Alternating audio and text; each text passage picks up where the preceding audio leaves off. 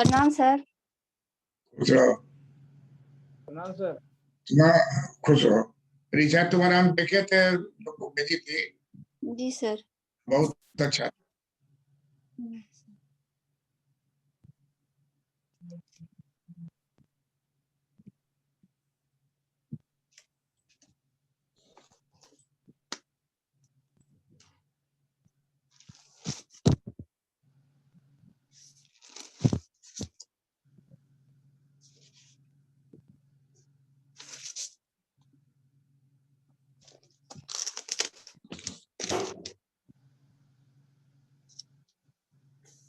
NNP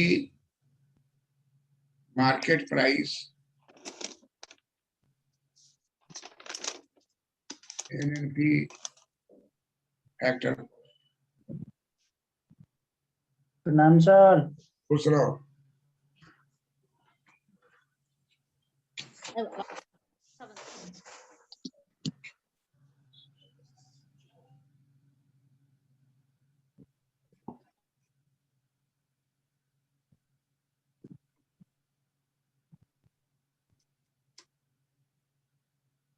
NNP market price and NNP factor cost.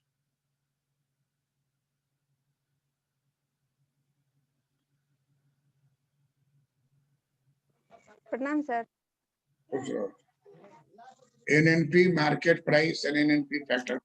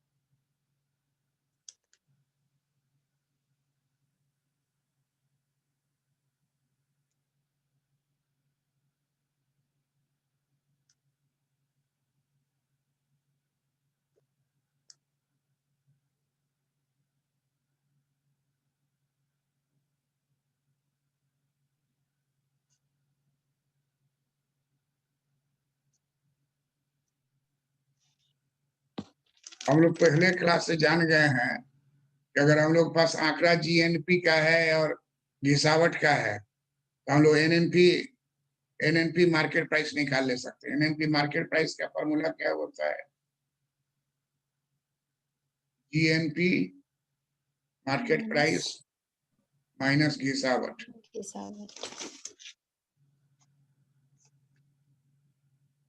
घिसावट short में लिखते हैं। घिसावट फंड भी हो सकता है, कोष भी हो सकता है, क्योंकि पैसा रखा रहता है।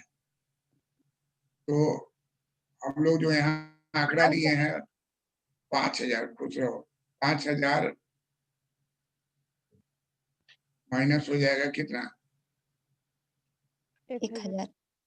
4,000। कितना आ जाएगा? 4,000।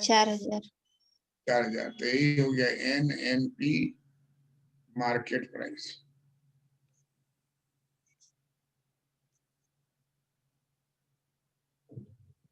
आपको दिया हुआ है जीएनपी, आपको दिया हुआ है घिसावट, उससे आप निकाल लीजिएगा एनएनपी इसी फॉर्मूला से।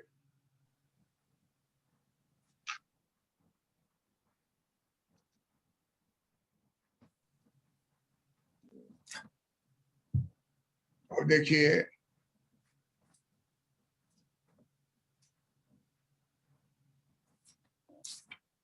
अर्थशास्त्र में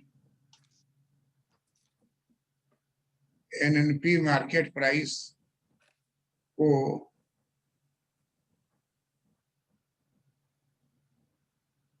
राष्ट्रीय आय नहीं कहते।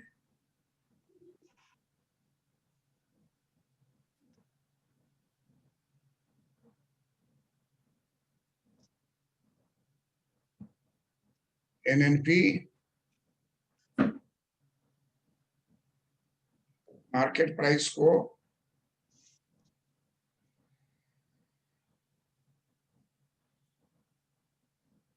राष्ट्रीय आय नहीं कहते।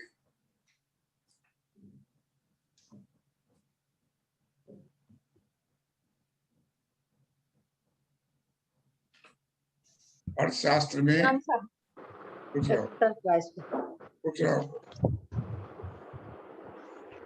आय नहीं कहते हैं। अर्थशास्त्र में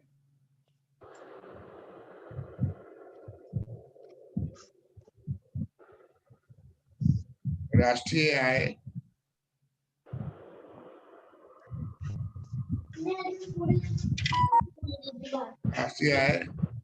सदैव राष्ट्रीय आय सदैव एनएनपी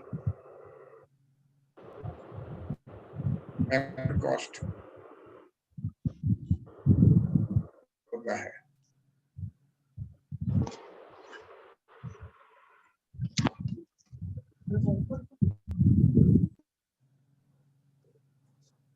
साधन लागत पर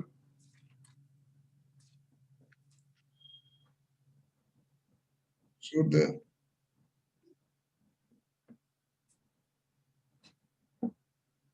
राष्ट्रीय उत्पाद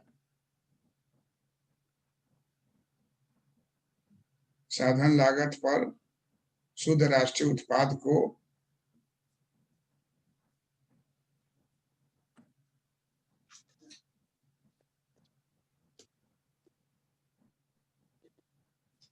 राष्ट्रीय आय कहा जाता है।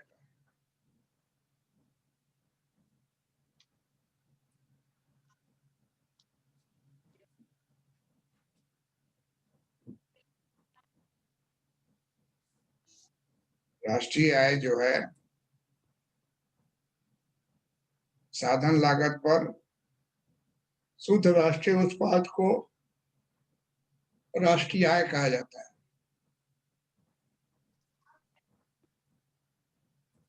ऋचा चौहान जरा पढ़ो तो आज क्या है। अर्थशास्त्र में एनएनपी मार्केट प्राइस को राष्ट्रीय आय नहीं कहते हैं। अर्थशास्त्र में राष्ट्रीय आय सदैव एनएनपी फैक्टर कॉस्ट होता है। साधन लागत पर शुद्ध राष्ट्रीय उत्पाद को राष्ट्रीय आय कहा जाता है। ये क्लियर कट दिमाग में बैठा लीजिए, इंटरव्यू में जाइएगा तो पूछेगा ही। सर एक क्वेश्चन था। हाँ सर फैक्टर कॉस्ट थोड़ा सा डिफाइन कर देते ना तो ठीक रहता। मार्केट प्राइस तो समझ गए कि बाजार मूल्य जो हुआ वो हो गया, और फैक्टर कॉस्ट साधन लागत में इसमें क्या क्या आ जाएगा सर? अभी तब वो बोले ही नहीं है। अच्छा सर ठीक है सर, तब बोलिएगा तब ठीक है, तब बता दीजिएगा। और वही बोलेंगे ना अभी। जी जी ठीक। अब आदमी बारात में गया अब बार बार पूछेगा कि सिंदूरदान कब होगा। अरे बारात में सिंदूरदान लास्ट में होता है। जी जी नहीं सर, आज सुबह हम पढ़ रहे थे ना तो फैक्टर कॉस्ट पे थोड़ा सा हमको कंफ्यूजन हो रहा था, तो हम सोचे सर से एक बार अच्छा से डिफाइन करवा लेंगे तो ठीक रहेगा। तो लड़का डांस कर रहा है, ये कर रहा, पूछता है पापा जी सिंदूरदान कब होगा। चल डांस करते रहो। लास्ट आइटम जी सर ठीक है सर, अभी ओके। दिमाग में हमको यही डालना है जी जी कि एनएनपी मार्केट प्राइस नहीं होगा। जी सर, क्या होगा? फैक्टर कॉस्ट होगा। Factor cost. अब हम लोग देखेंगे कि क्या चीज हटाने से फैक्टर कॉस्ट आता है। फैक्टर कॉस्ट का मतलब होता है जो उत्पादन के साधन है उसी को हम लोग लेंगे। उत्पादन का साधन क्या होता है? श्रम होता है, पूंजी होता है, साहस होता है, श्रम पूंजी साहस भूमि, संगठन तो ये सब साधन है। तो साधन लागत यही कहलाता है। 5 साधन है। तुम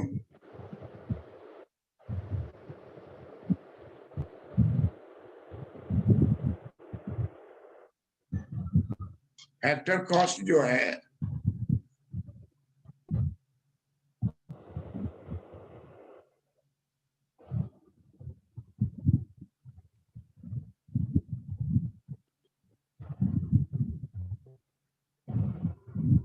फैक्टर कॉस्ट में हम लोग पहला क्या लेंगे?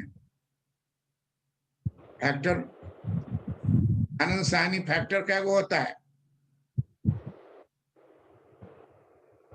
हाँ सर, मार्केट प्राइस निकालना अगर होता हो तो फैक्टर कॉस्ट माइनस सब्सिडी करते हैं, तो मार्केट फैक्टर कॉस्ट मैंने हमारा क्वेश्चन क्या, अपने क्वेश्चन समझा करो। फैक्टर में कौन कौन चीज आता है? उत्पत्ति के सब्सिडी आता है सरकार। अरे उत्पत्ति के साधन सर 4 होता है। Yes sir. 5 होता है उत्पत्ति के 5 साधन। 5 उत्पत्ति के साधन होते हैं। भूमि, श्रम, पूंजी, संगठन, साहस। लैंड लेवल कैपिटल का जो दाम होगा, इसका जो दाम होगा यही साधन लागत है। जी सर। Manisha, yes sir. जो तुम नाम बोली हो 5 को, जी इसी 5 का जो कीमत होगा वो साधन लागत है। अच्छा सर। तुम सोची नहीं इसलिए तुमको दिक्कत हुई। जी सर। साधन लागत का मतलब हुआ भूमि का क्या लागत है, श्रम का क्या लागत है, पूंजी का क्या लागत है, दास संगठन क्या लागत है, यही राष्ट्रीय आय में शामिल होगा। और यानी कि सर पूंजी चारे को है सर। उत्पत्ति के जो भी साधन है ना, साहस और संगठन को एक ही में ले लिया जाता है। एक में श्रम, पूंजी, भूमि और उद्यमशीलता। संगठन साहस, उद्यमशीलता जो है वो साहस है। संगठन अलग होता है, ऑर्गेनाइजेशन। उत्पत्ति सर यानी कि के भूमि का जो रेंट होता है, श्रम के लिए वेतन होता है, इसको ना लागत कहेंगे। और उसी को कहेंगे हम लोग, शुरू में लिखे ही है इसको। Yes sir. जी सर। लेकिन आगे चल के अर्थव्यवस्था में सरकार आ जाती है तो सरकार बहुतों को रुपया भेज रही है, किसान को 6,000 रुपया भेज रही है अकाउंट में।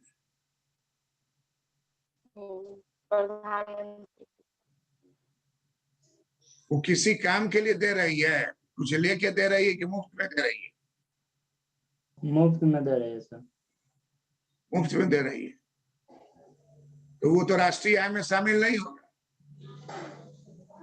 आय में शामिल वही होगा जो कि साधन द्वारा उत्पन्न किया है। जी सर। अनुदान उपहार से शामिल नहीं होता।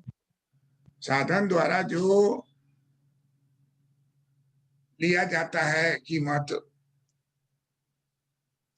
वही साधन लागत है।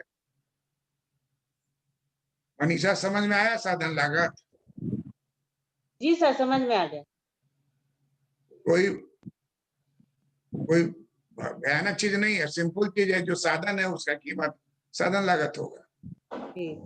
मकान में रह रही हो, किराए के मकान में, तो तुम्हारा रेंट हो जाएगा साधन लागत रहने का। श्रम काम कर रहा है तो उसका जो मजदूरी दीजिएगा वो साधन लागत।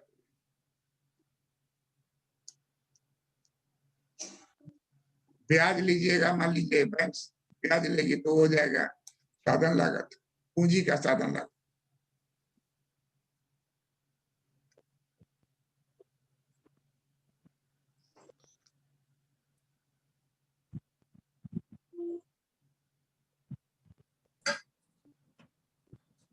ऋचा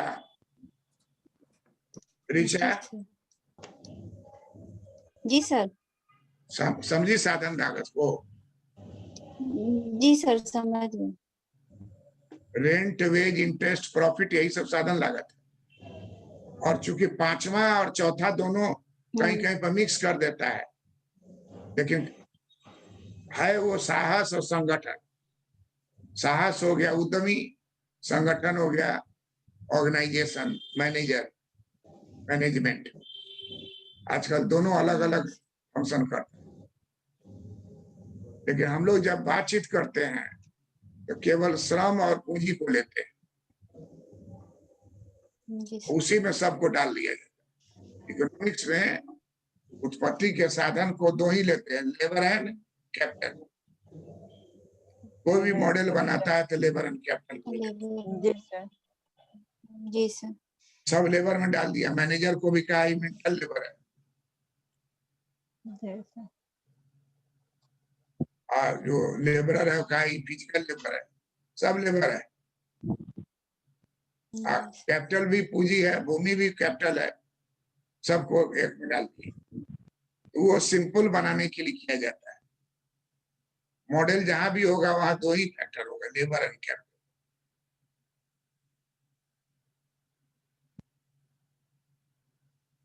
तो हमारे कहने का यह अर्थ है कि हर हालत में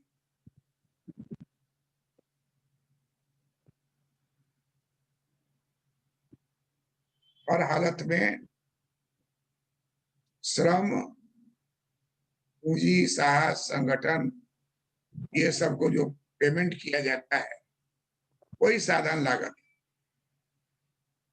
अब आप किसी को फ्री पैसा दे रहे हैं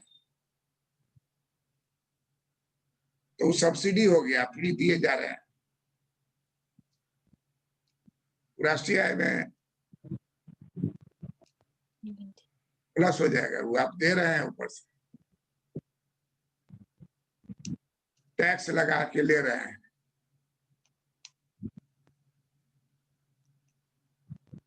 बहुत को देखोगे कि टाटा जो है हॉस्पिटल में अपना एक वार्ड बना दिया, टाटा वार्ड, फ्री है। इस तरह का 5 गो एम्बुलेंस खरीद के दे दिया हॉस्पिटल को, फ्री, वो फ्री ट्रांजेक्शन कर दिया। उसको बोला जाएगा business transfer, business transfer payment. कुछ लिया नहीं। बहुत आदमी जो है पानी का टंकी, टैंकर वो डोनेट कर दिया।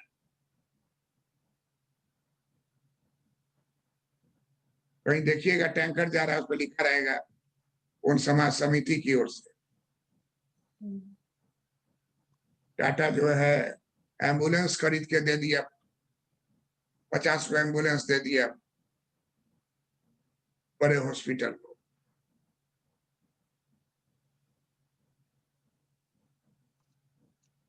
तो अब हम लोग समझें इस बात को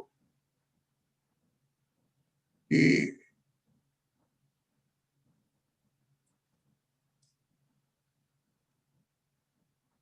जीएनपी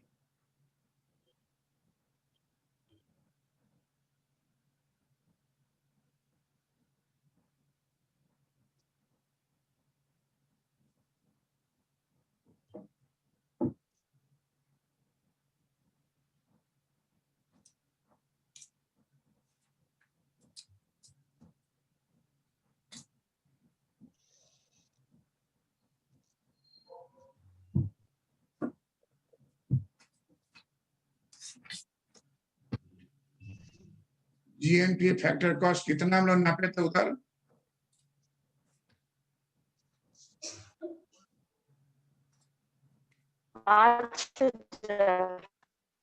5,000 था ना?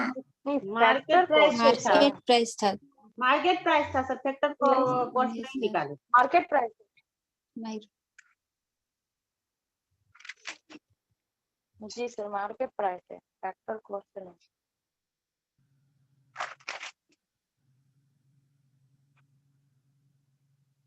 मार्केट प्राइस पर कितना था? 5,000 था। 1,000 क्या था? 1,000 घिसावट 1,000 घिसावट कोस।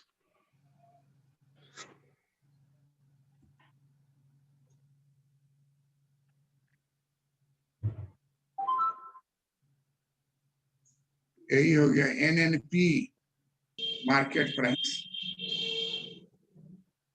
4,000। अब कहता है कि इससे आपको निकालना है एनएनपी फैक्टर कॉस्ट। क्या निकालना है? NNP factor NNP cost. Factor cost. तो इसमें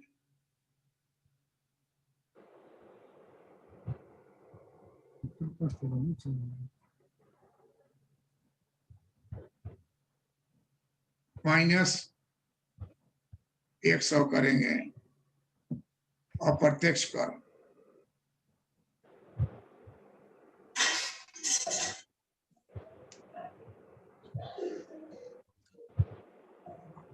-200 करेंगे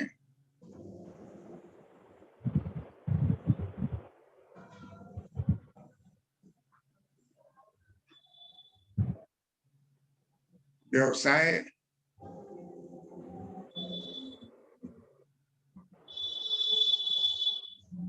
हस्तांतरण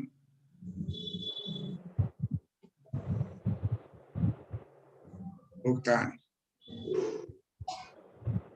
अंग्रेजी में इसको बोला जाता है बिजनेस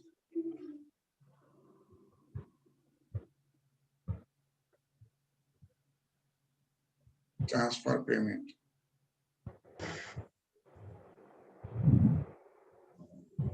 तीसरा जो है ये फिर 100 कर दीजिए, ये है पब्लिक सेक्टर।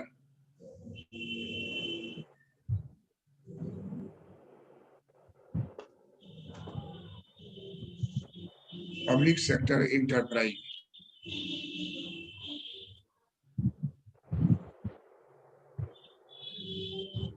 ये चालू बजट सरप्लस, चालू budget surplus. Public sector enterprise हो गया जो सरकारी उद्योग है। तो इसमें हम लोग मान लिए कि 100 है और प्लस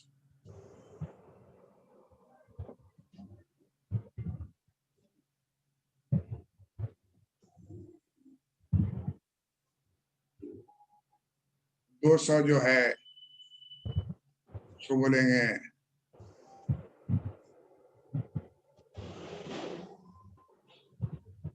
सब्सिडी।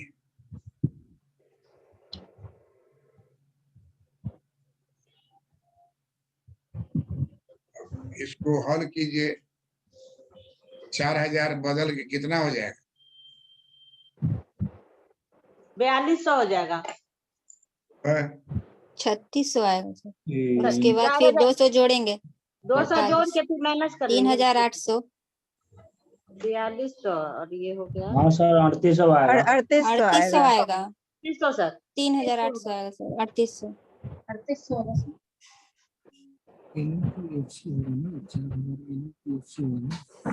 अरे 200 का सब्सिडी और 200 ब्याज हस्तांतरण दोनों कट जाए कैंसिल हो गया, जी। बच 200 गया 200 खत्म होगा और 200 घट जाएगा।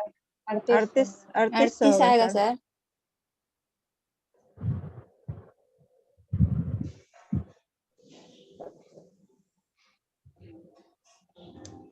इसी का नाम होगा NNP factor cost. Factor cost और इसी को अर्थशास्त्र में कहा जाता है राष्ट्रीय आय।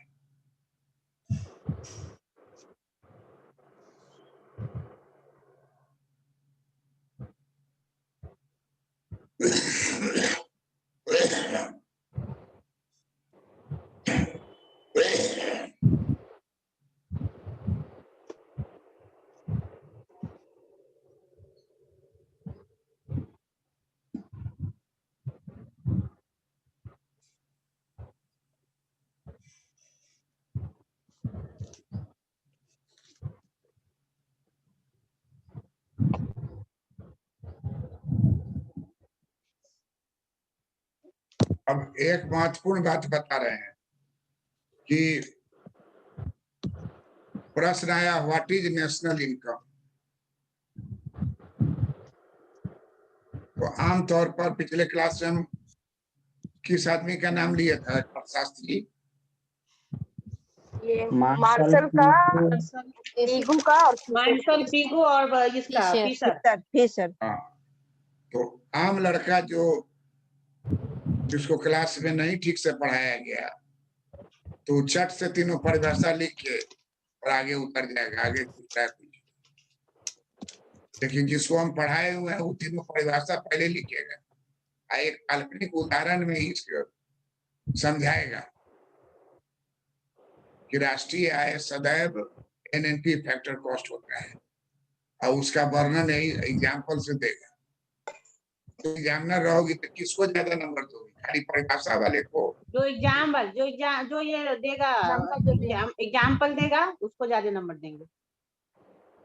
यही बात है कि हम आपको 100% बात को ट्रांसफर करते हैं कि आपको कहीं किसी के मामले में कमजोरी नहीं हो।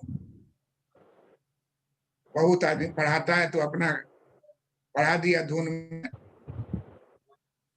लड़का को उससे कितना फायदा होगा ये रिस्क नहीं बतलाया। तो क्वेश्चन वैसा पूछे, पढ़ाने में नींद भी आने लगता है, आपके पढ़ाने में नींद भाग जाता है। अच्छा है कि दिन में भागता है।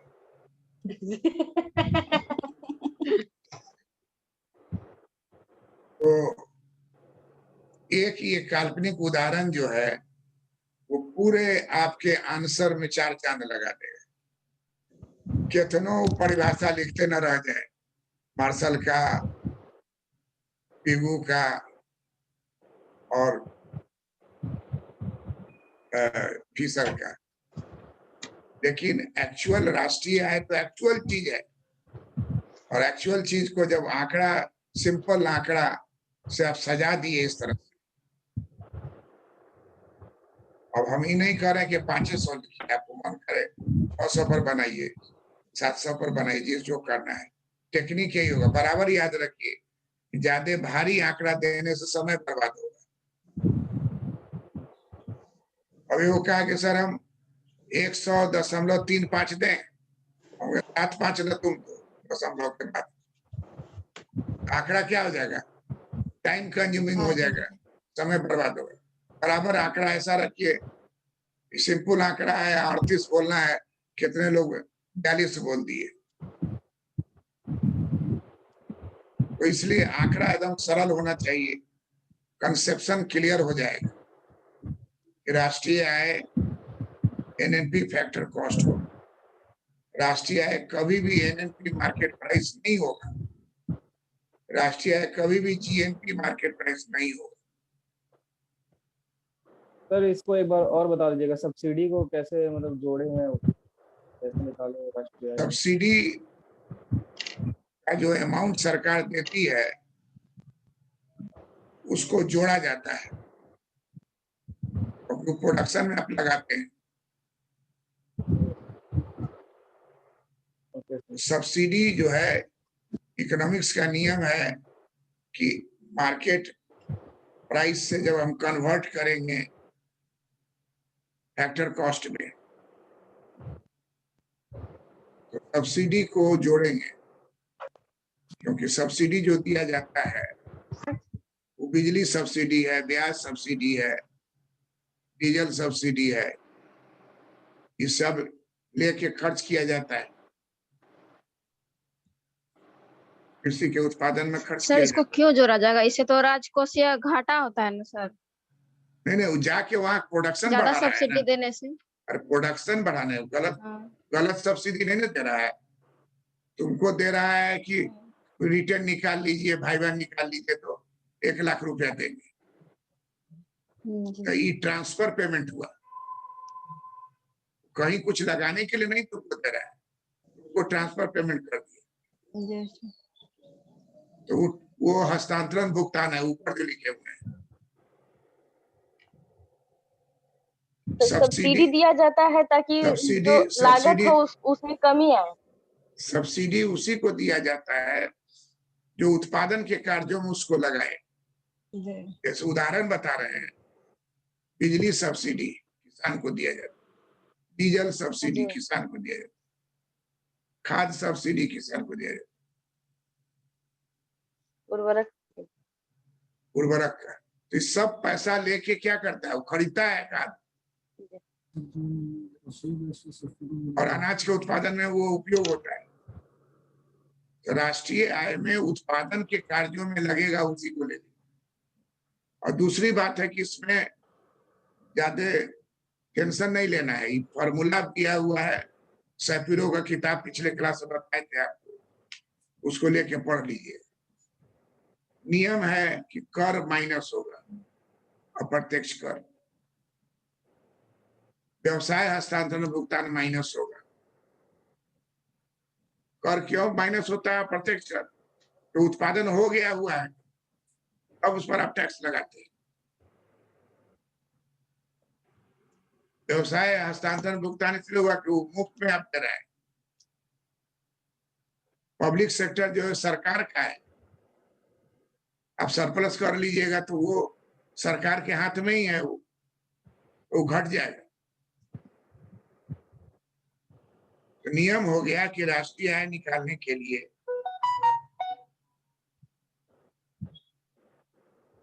लिख लीजिए, नियम है, इसमें कहीं कोई बहस का जरूरत नहीं है, नियम है, लिख लीजिए, लिख लीजिए। NNP market price, NNP market price को एनएनपी फैक्टर कॉस्ट में परिवर्तन करने का नियम है।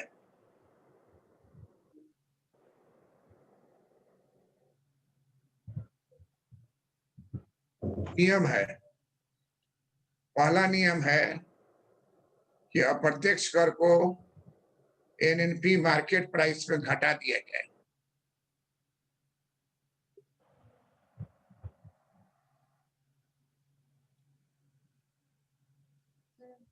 एनएनपी को पहला नियम है कि अप्रत्यक्ष कर की राशि को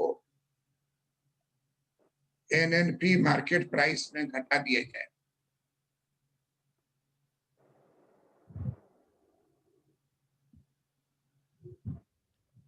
दूसरा नियम है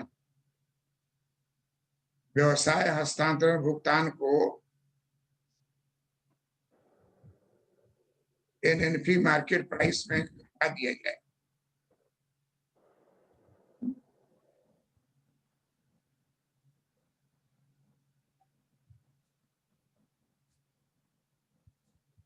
व्यवसाय भुगतान हस्तांतरण भुगतान को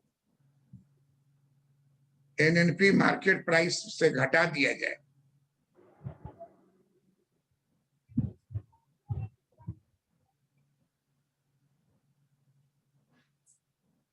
तीसरा नियम है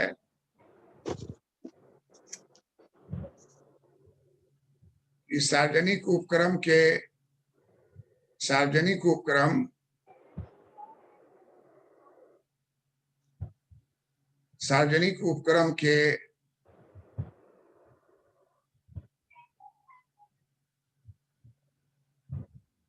चालू बजट सरप्लस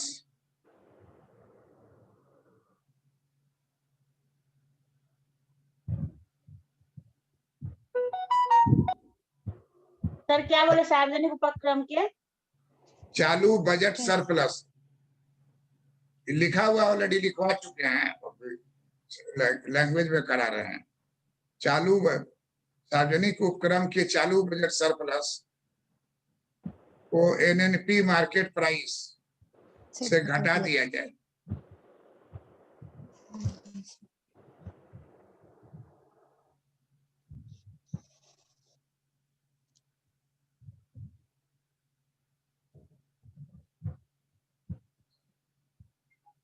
तो 3 आइटम को घटा दिया गया, 3 आइटम को घटा दिया गया। जी सर और चौथा आइटम जो है, चौथा नियम है कि एनएनपी मार्केट प्राइस में से एनएनपी मार्केट प्राइस में से सब्सिडी के रकम को जोड़ दिया जाए। एनएनपी मार्केट प्राइस में सब्सिडी के रकम को जोड़ दिया जाए।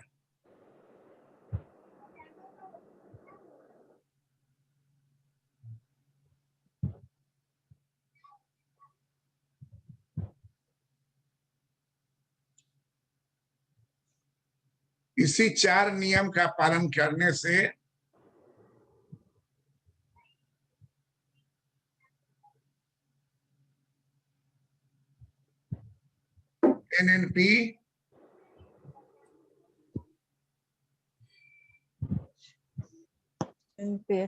NNP market price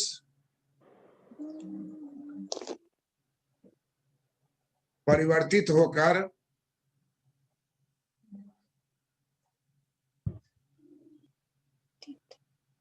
NNP factor cost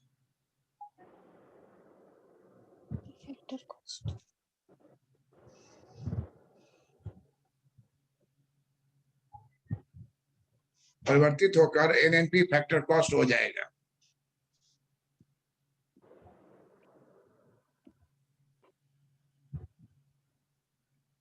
इसी एनएनपी फैक्टर कॉस्ट को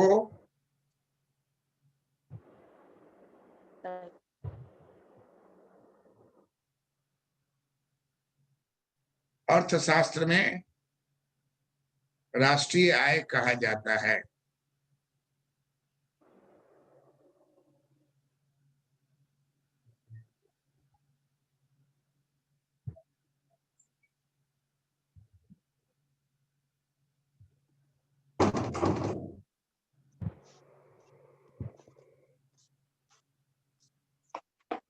इसी को हम कहेंगे एनएनपी,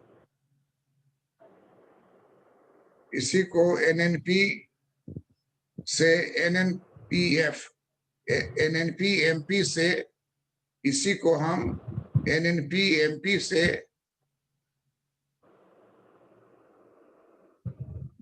एनएनपी फैक्टर कॉस्ट बदलने का तरीका कहेंगे। इसी को हम एनएनपी मार्केट प्राइस को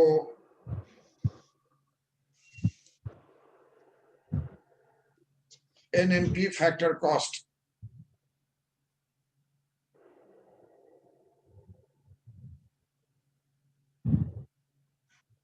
में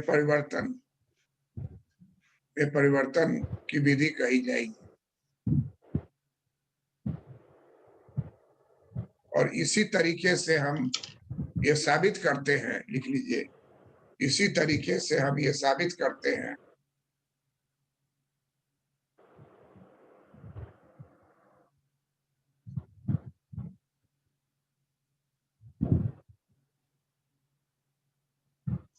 एनएनपी फैक्टर कॉस्ट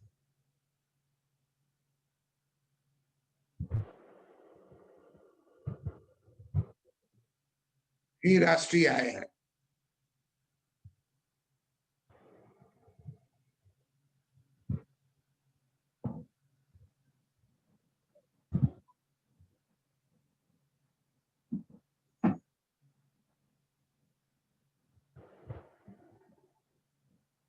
इसलिए मार्शल, पिगू, फिशर के परिभाषा के साथ साथ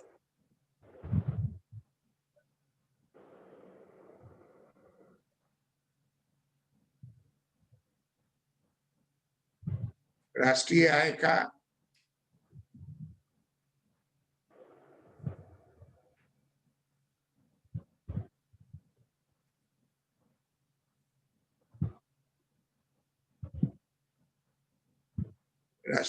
सबसे व्यवहारिक परिभाषा है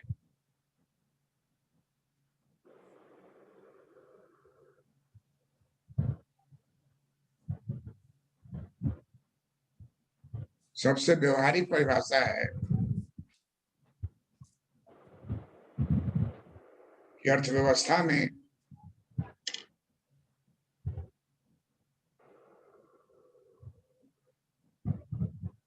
एनएनपी फैक्टर कॉस्ट, अर्थव्यवस्था में एनएनपी फैक्टर कॉस्ट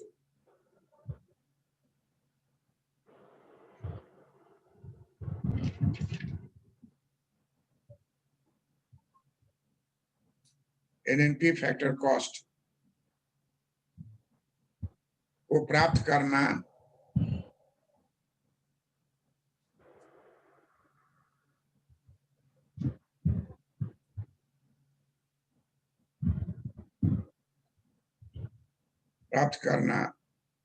जरूरी है,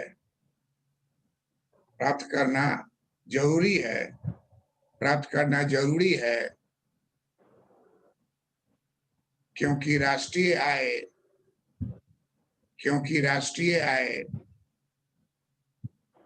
एनएनपी फैक्टर कॉस्ट होता है।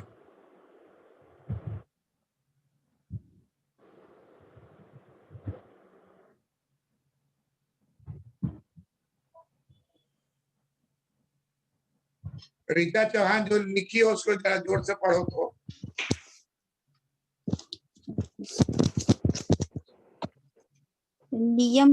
नियम है एनएनपी मास्टर प्राइस को एनएनपी मार्केट प्राइस गलती हो गई, मार्केट प्राइस को एनएनपी फैक्टर कोस्ट में परिवर्तन करने का नियम है। पहला, अप्रत्यक्ष कर को एनएनपी मार्केट प्राइस में घटा दिया जाए। दूसरा है, व्यवसाय हस्तांतरण भुगतान को एनएनपी मार्केट प्राइस से घटा दिया जाए। तीसरा नियम है, सार्वजनिक उपकरण के चालू budget surplus NNP market price से घटा दिया जाए। एनएनपी मार्केट प्राइस में से सब्सिडी के रकम को जोड़ दिया जाए। चौथा, इसी 4 नियम का पालन करने से एनएनपी मार्केट प्राइस परिवर्तित होकर एनएनपी फैक्टर कॉस्ट हो जाएगा। इसी एनएनपी फैक्टर कॉस्ट को अर्थशास्त्र में राष्ट्रीय आय कहा जाता है। करेक्ट, बहुत अच्छा बोली। इसी को हम एनएनपी मार्केट प्राइस को एनएनपी फैक्टर कॉस्ट में परिवर्तन की विधि कही जाती है और इसी तरह से हम यह साबित करते हैं एनएनपी फैक्टर कॉस्ट ही राष्ट्रीय आय है। इसलिए मार्शल पीगू फिशर की परिभाषा के साथ साथ राष्ट्रीय आय का सबसे व्यवहारिक परिभाषा है कि अर्थव्यवस्था में एनएनपी फैक्टर कॉस्ट को प्राप्त करना जरूरी है, क्योंकि राष्ट्रीय आय एनएनपी फैक्टर कॉस्ट होता है। सोनी जी सर। तुम जरा पढ़ो तो। एनएनपी मार्केट प्राइस को एनएनपी फैक्टर कॉस्ट में परिवर्तन करने का नियम है। पहला नियम है कि अप्रत्यक्ष कर की राशि को एनएनपी मार्केट प्राइस में से घटा दिया जाए। व्यवसाय हस्तांतरण भुगतान को एनएनपी मार्केट प्राइस में से घटा दिया जाए। सार्वजनिक उपक्रम के चालू बजट सरप्लस को एनएनपी मार्केट प्राइस से घटा दिया जाए। एनएनपी मार्केट प्राइस में सब्सिडी की रकम को जोड़ दिया जाए। इन्हीं 4 नियमों का पालन करने से एनएनपी मार्केट प्राइस परिवर्तित होकर एनएनपी फैक्टर प्राइस हो जाएगा। इसी एनएनपी फैक्टर को अर्थशास्त्र में राष्ट्रीय आय कहा जाता है। इसी को एनएनपी मार्केट प्राइस से एनएनपी फैक्टर कॉस्ट में बदलने का तरीका भी कहा जाता है। इसी तरीके से हम साबित करते हैं कि एनएनपी फैक्टर कॉस्ट ही राष्ट्रीय आय है। इसलिए मार्शल पीगू फिशर की परिभाषा के साथ साथ राष्ट्रीय आय का सबसे व्यवहारिक परिभाषा है कि अर्थशास्त्र में एनएनपी फैक्टर कॉस्ट को प्राप्त करना जरूरी है, क्योंकि राष्ट्रीय आय एनएनपी फैक्टर कॉस्ट ही होता है। First class. श्वेता आप बोलिए। बोल रहे हैं सर। एनएनपी मार्केट प्राइस को एनएनपी फैक्टर कॉस्ट में परिवर्तन करने का नियम है। पहला, अप्रत्यक्ष कर की राशि को एनएनपी मार्केट प्राइस में घटा दिया जाए। दूसरा, व्यवसाय हस्तांतरण भुगतान को एनएनपी मार्केट प्राइस में घटा दिया जाए। तीसरा, सार्वजनिक उपक्रम के चालू बजट सरप्लस को एनएनपी मार्केट प्राइस से घटा दिया जाए। चौथा, एनएनपी मार्केट प्राइस में से सब्सिडी के रकम को जोड़ दिया जाए। इसी 4 नियम का पालन करने से एनएनपी मार्केट प्राइस परिवर्तित होकर एनएनपी फैक्टर कॉस्ट हो जाएगा। इसी एनएनपी फैक्टर कॉस्ट को अर्थशास्त्र में राष्ट्रीय आय कहा जाता है। इसी को हम एनएनपी मार्केट प्राइस को एनएनपी फैक्टर कॉस्ट में परिवर्तन करने की विधि कही जाएगी। और इसी तरीके से हम ये साबित करते हैं एनएनपी फैक्टर कॉस्ट ही राष्ट्रीय आय है। इसलिए मार्शल पेगु फिशर की परिभाषा के साथ साथ राष्ट्रीय आय का सबसे व्यवहारिक परिभाषा है कि अर्थव्यवस्था में एनएनपी फैक्टर कॉस्ट को प्राप्त करना जरूरी है, क्योंकि राष्ट्रीय आय एनएनपी फैक्टर कॉस्ट होता है। Sahni, yes sir. तुम देख के पढ़ो तो इसी चीज को। एनएनपी मार्केट प्राइस को एनएनपी फैक्टर कॉस्ट में परिवर्तन करने का नियम है। पहला, अप्रत्यक्ष कर एनएनपी मार्केट प्राइस में घटा दिया जाए। व्यवसाय हस्तांतरण भुगतान को एनएनपी मार्केट प्राइस में घटा दिया जाए। सार्वजनिक उपक्रम के चालू बजट सरप्लस को एनएनपी मार्केट प्राइस से घटा दिया जाए। सब्सिडी की रकम को एनएनपी मार्केट प्राइस में जोड़ दिया जाए। इसी 4 नियम का पालन करने से एनएनपी मार्केट प्राइस परिवर्तित होकर एनएनपी फैक्टर कॉस्ट हो जाएगा। इसी एनएनपी फैक्टर कॉस्ट को अर्थशास्त्र में राष्ट्रीय आय कहा जाता है। इसी नियम के द्वारा ही किए गए एनएनपी मार्केट प्राइस के परिवर्तन को एनएनपी फैक्टर कॉस्ट कहेंगे। इसी तरीके से साबित होता है कि एनएनपी फैक्टर कॉस्ट राष्ट्रीय आय है। इसलिए मार्शल पेगु फिशर के परिभाषा के साथ साथ राष्ट्रीय आय का सबसे व्यवहारिक परिभाषा है कि अर्थव्यवस्था में एनएनपी फैक्टर कॉस्ट को प्राप्त करना जरूरी है, क्योंकि राष्ट्रीय आय एनएनपी फैक्टर कॉस्ट होता है। वाह, बहुत अच्छा। तो ये आपको जो है रिटेन के लिए भी है, और कंपीट कर गए तो इंटरव्यू में इसी तरह से बोलना है। Yes sir. ये तो याद हो गया sir. Sir public sector enterprises चालू बजट एक बार सर बता दें। पहले तो जो लिखा हुआ वो एक बार आप पढ़ दीजिए, उसके बाद हम बताएंगे। हम सर हाँ, एनएनपी मार्केट प्राइस को एनएनपी फैक्टर कॉस्ट में परिवर्तित करने का नियम है। पहला नियम, अप्रत्यक्ष कर की राशि को एनएनपी एमटी में घटा दिया जाए। व्यवसाय हस्तांतरण। दूसरा नियम, व्यवसाय हस्तांतरण भुगतान को एनएनपी मार्केट प्राइस से घटा दिया जाए। तीसरा नियम, सार्वजनिक उपक्रम के चालू बजट सरप्लस को एनएनपी मार्केट प्राइस से घटा दिया जाए। चौथा नियम है, एनएनपी मार्केट प्राइस में सब्सिडी के रकम को जोड़ दिया जाए। इसी 4 नियम का पालन करके एनएनपी मार्केट प्राइस परिवर्तित होकर एनएनपी फैक्टर कॉस्ट हो जाएगी। इसी एनएनपी फैक्टर कॉस्ट को अर्थशास्त्र में राष्ट्रीय आय कहा जाता है। इसी को एनएनपी मार्केट प्राइस से एनएनपी फैक्टर कॉस्ट बदलने का तरीका कहते हैं। और इसी तरीके से हम यह साबित कर सकते हैं कि एनएनपी फैक्टर कॉस्ट ही राष्ट्रीय आय है। इसलिए मार्शल पेगु फिशर की परिभाषा के साथ साथ राष्ट्रीय आय का सबसे व्यवहारिक परिभाषा है कि अर्थव्यवस्था में एनएनपी फैक्टर कॉस्ट को प्राप्त करना जरूरी है, क्योंकि राष्ट्रीय आय एनएनपी फैक्टर कॉस्ट होता है। करेक्ट, बहुत अच्छा। तुम जो पूछी हो, लोक वित्त जो है वो सरकार का होता है। सरकार, चालू बजट का मतलब हुआ करेंट ईयर, पिछले साल का नहीं, इस साल का करेंट ईयर। तो करेंट ईयर बजट में सरकारी उपक्रम है और आमदनी कम और खर्चा ज्यादा कर दे, क्या हो जाएगा? घाटे का बजट। और आमदनी ज्यादा खर्चा कम करे तो हो जाएगा सरप्लस बजट। तो जो सरप्लस अमाउंट है उसको माइनस कर दीजिए। आमतौर पर घाटे में चला जाता है। हमारे यहाँ जितना भी सार्वजनिक उपक्रम है, उस 248 अगर है तो 115 जो है वो बराबर माइनस में रहा है। तो माइनस रहेगा तो आपको घटाना है, प्लस माइनस क्या हो जाएगा? माइनस हो जाएगा।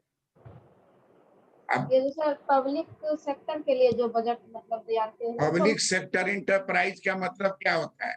सार्वजनिक उपक्रम, जैसे भारतीय रेलवे। भारतीय रेलवे का अपना बजट होता है, रेल बजट होता है ना जी। रेल बजट चालू वर्ष का जो बजट है वो माइनस है, सरप्लस है कि माइनस, यही दो होगा। बजट जो है आपका जो है खर्च करके बच जाएगा या खर्च करने में घट जाएगा, घटेगा तो फिर कर्जा लीजिएगा। तो वही कहा है कि अगर सार्वजनिक उपक्रम है और उसके बजट में पैसा बच रहा है तो बचे हुए पैसे को वहां माइनस हो, सरप्लस बजट। समझी बात को? ये टेक्निकल है, फार्मूला है, आंकड़ा जो रहेगा सरप्लस बजट का उसको माइनस कर, लिखा ही रहेगा सरप्लस बजट का 500, फिर माइनस होगा 500 अगर सरप्लस सर आप बोले सर कि कर्ज लेना पड़ेगा, तो कर्ज लेंगे तो उसको जोड़ना पड़ेगा। और जोड़ोगी तो प्लस माइनस जो अंक रहेगा जोड़ोगी ना, माइनस करना है। तुम्हारा आइटम आ रहा है माइनस में, माइनस में माइनस जाएगा तो क्या हो जाएगा? प्लस हो जाएगा सर। प्लस हो जाएगा। तो जो आंकड़ा है उस आंकड़े को उसमें डालना है। हम लोग यहाँ आंकड़ा 100 लिए हैं और आपको कहीं कोई एग्जाम्पल दिया रहेगा उसमें 300 रहेगा तो 300 घटा दीजिए। सार्वजनिक उपक्रम का मतलब हुआ वह जिसका शेयर सरकार के पास। तो आजकल क्या हो गया, प्राइवेटाइजेशन हो रहा है तो विनिवेशीकरण भी हो रहा है सर। वो शेयर बेच रहा है। जी अभी जो सरकार है वो शेयर बेचने के फेर में है कि खरीदने के फेर में है?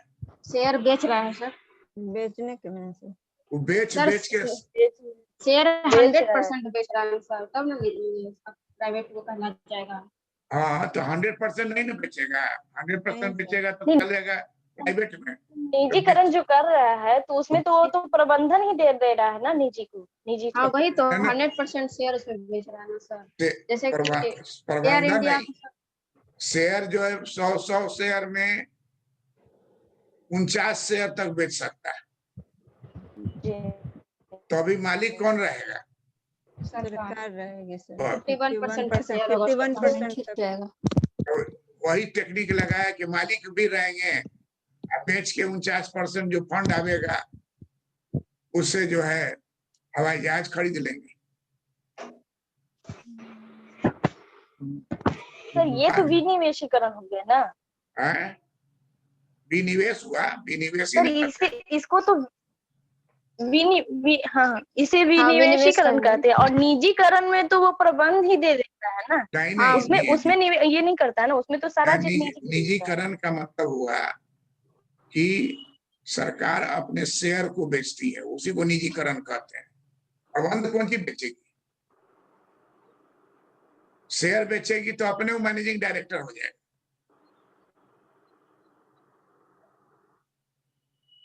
शेयर बेचेगी और प्रबंध कौन करेगा?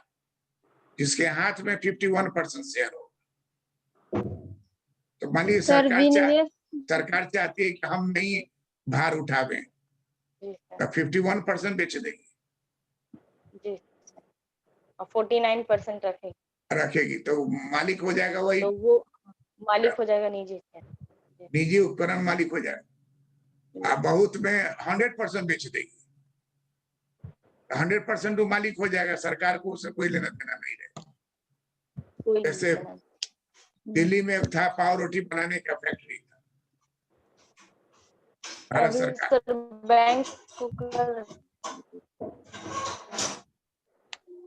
बैंक में अभी जो है जितना भी बैंक का नाम सुन रही हो, सब बैंक का 45% शेयर बेचा हुआ है।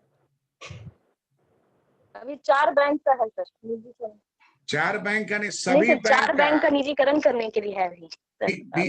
विनिवेश किए ना, विनिवेश किए हुए ना। विनिवेश का ही मतलब वही सुनो ना भाई, विनिवेश का ही विनिवेश तरीका है। निजीकरण का तरीका क्या है? विनिवेश।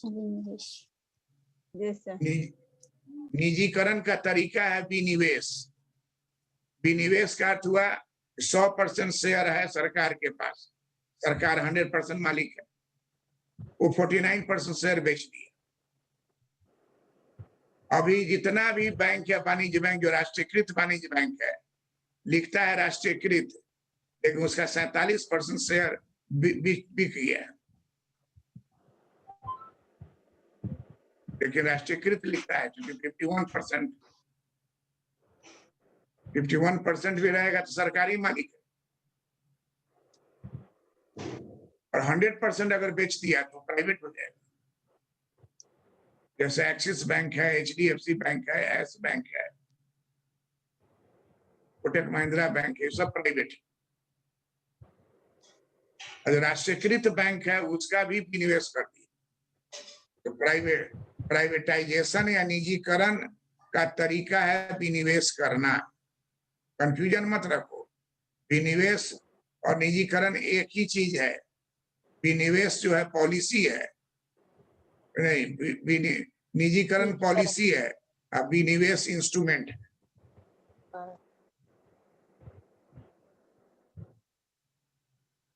है ना, विनिवेश क्या है? इंस्ट्रूमेंट है, उसी से निजीकरण होगा। 100% शेयर बेच देगा तो विनिवेश जो है 100% हो गया, वो फैक्ट्री प्राइवेट हो गया। और हर आदमी घर पर इसको अभ्यास कीजिएगा, अगले क्लास में देखेंगे कितना मिनट में आप देख के बोलते हैं, कितना मिनट में देख के बोलते हैं। अभी देख रहे हैं कि बहुत अच्छा स्पीड हो गया है। पहला जो बोला उसको थोड़ा प्रॉब्लम हुआ, लेकिन दूसरे तीसरे में एकदम देख रहे हैं फराटे से बोल रहे हैं। और कोई कंफ्यूजन दिमाग में नहीं रखी। कुछ बात जो है वो मान लीजिए अभी,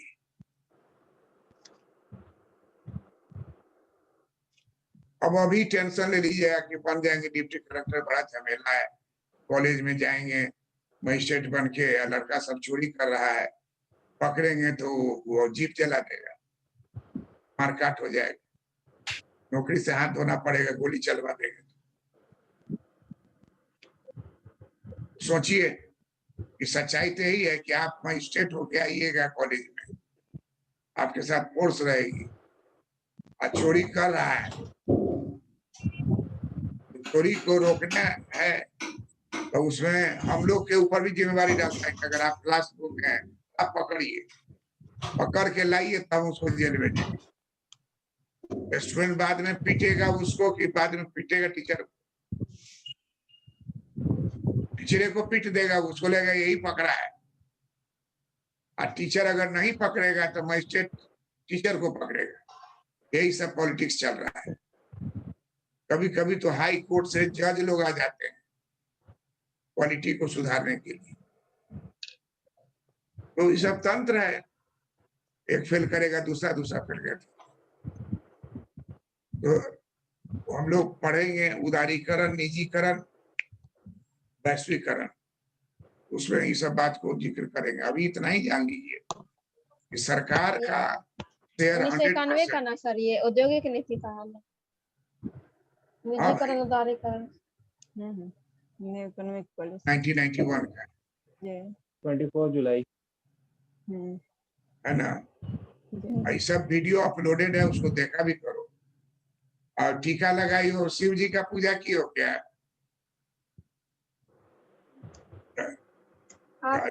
हैं? जी पूजा सर। करती हो? जी सर। वाह, बहुत अच्छी। किसी के चेहरे पर वैसा टीका नहीं है जो आज का शिव और पार्वती के मैरिज के उपलक्ष्य पे टीका लगाया। Thank you. प्रणाम सर। प्रणाम सर। खुश रहिए।